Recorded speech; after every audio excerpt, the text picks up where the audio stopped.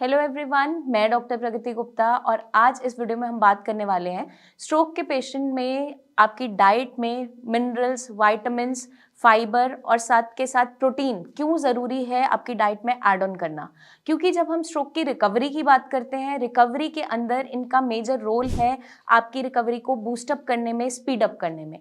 क्योंकि हमारी बॉडी को बहुत से विटामिन्स की, प्रोटीन की, फाइबर की ज़रूरत पड़ती है रिकवरी फेज़ के अंदर। जब हम बात करते हैं सिर्फ प्रोटीन्स के बारे में, तो प्रोटीन के अंदर जो सोर्सेज है उसको जानना ज़रूरी है। एक वेजिटेरियन पर्सन के लिए आप जितनी भी दालों का इंटेक करते हैं, सोया चंक्स है, सोयाबीन है, डेयरी प्रोडक्ट्स हैं, वो आपका प्रोटीन एनरिच रहते हैं। और अगर हम नॉन वेजिटेरियन पेशेंट की बात करते हैं तो उसके अंदर आपका एग वाइट हो गया, चिकन है, फिश है, वो बहुत अच्छा सोर्स ऑफ प्रोटीन है। तो उसको हमें अपनी डेली डाइट में ऐड ऑन करना इम्पॉर्टेंट इसलिए है क्योंकि प्रोटीन जो आपका है वो मेजर बिल्डिंग ब्लॉक है जो आपकी हीलिंग को प्रमोट अप करता है। साथ के साथ जब हम पैरालिसिस से सफ़र कर रहे हैं, स्ट्रोक के पेशेंट आप ऑलरेडी हैं, तो कुछ समय में आपने देखा होगा कि अगर हम अच्छी डाइट नहीं लेते, एक हेल्दी डाइट नहीं लेते, क्योंकि हमारे पास बहुत से पेशेंट्स आते हैं, उनके अंदर हम ये कंप्लेन मेजरली देखते हैं। उनकी मांसपेशियां सूखना स्टार्ट कर देती है, उनकी मसल वेस्टिंग होनी स्टार्ट हो जाती है। इसलिए बहुत ज़रूरी है अपनी डाइट के अंदर प्रोटीन को ऐड ऑन करना, क्योंकि प्रोटीन आपकी बॉडी का जब मेजर बिल्डिंग ब्लॉक है तो आपकी हीलिंग को प्रमोट करता है, आपकी मसल्स को स्ट्रेंथ देता है, प्लस आपके ब्रेन से जब दोबारा से सिग्नल आने स्टार्ट होते हैं उसको सपोर्ट करने के लिए आपके मसल्स को हेल्दी रखता है।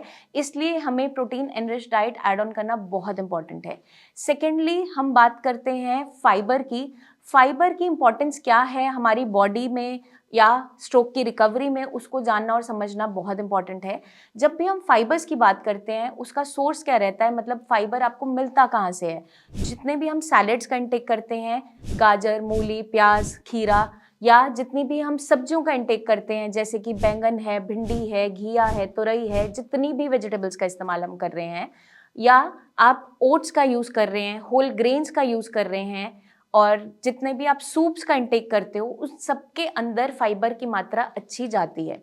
और जब फाइबर की मात्रा आपकी बॉडी में अच्छी रहती है तो आपका गट हेल्दी रहता है, आपकी जो मोशन है वो क्लियर रहती है, साथ के साथ आपका मेटाबॉलिज्म अच्छा होना स्टार्ट हो जाता है।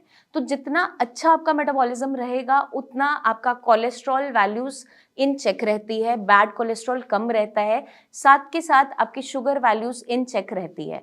और जब भी हम स्ट्रोक की बात कर रहे हैं उसके पीछे जो मेजर कॉज है वो आपका बढ़ता हुआ कोलेस्ट्रॉल है, बढ़ता हुआ शुगर लेवल है, बढ़ता हुआ बीपी है। तो इन सारों को अगर हम चेक रखना चाहते हैं तो अपनी डाइट के अंदर आप फाइबर को बढ़ा दीजिए और अपनी रिकवरी को बेटर हम कर सकते हैं। थर्डली जो हम बात कर रहे हैं वो है आपके मिनरल्स एंड विटामिन्स। जितने भी विटामिन्स हमारी बॉडी के अंदर ज़रूरत है उनकी रिकवरी में, उनके बारे में जानना और समझना बहुत ज़रूरी है।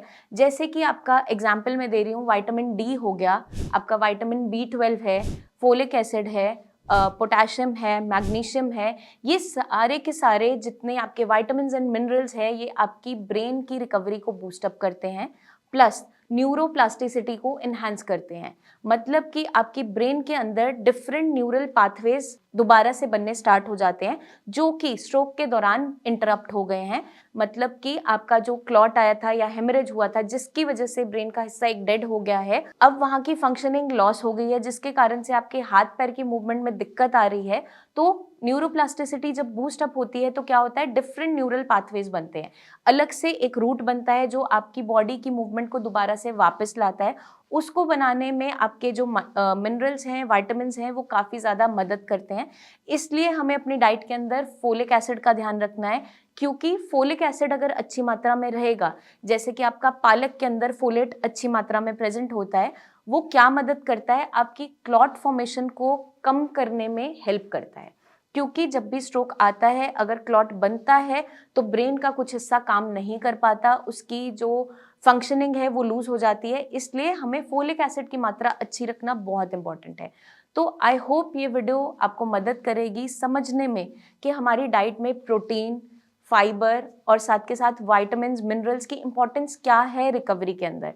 आपको और भी कोई जानकारी इससे रिलेटेड चाहिए, डाइट रिलेटेड कोई भी आपको इन्फॉर्मेशन चाहिए, तो हमारी मल्टीपल वीडियोज़ हैं चैनल पे, आप उन्हें देखकर वो सारी इन्फॉर्मेशन ले सकते हैं। फिर भी आपके कोई डाउट्स हैं, न्यू क्वेरीज हैं, तो उसको ज़रूर पूछिए, आप कमेंट करके पूछ सकते हैं। आपकी कोई प्रीवियस रिपोर्ट्स हैं जो आप शेयर करना चाहें, तो नीचे दिए हुए नंबर्स पे आप व्हाट्सएप करके अपनी रिपोर्ट शेयर कर सकते हैं। इवन आपकी प्रेजेंट कंडीशन की वीडियो आप हमारी टीम ऑफ डॉक्टर से शेयर कर सकते हैं, ताकि आपकी जो प्रेजेंट कंडीशन है उसे हम देखते हुए, असेस करते हुए आपका जो बेटर रिकवरी का फेज़ है वो आपको हम गाइड कर सकें। क्या-क्या आपको डाइट में ऐड ऑन करना है, कैसे आपका रिकवरी का फेज़ रहेगा, उसको हम आपको समझा सकें। जल्दी ही मिलेंगे हम नेक्स्ट वीडियोज़ में, तब तक के लिए अपना खास ध्यान रखिए। Eat healthy, stay healthy and take care.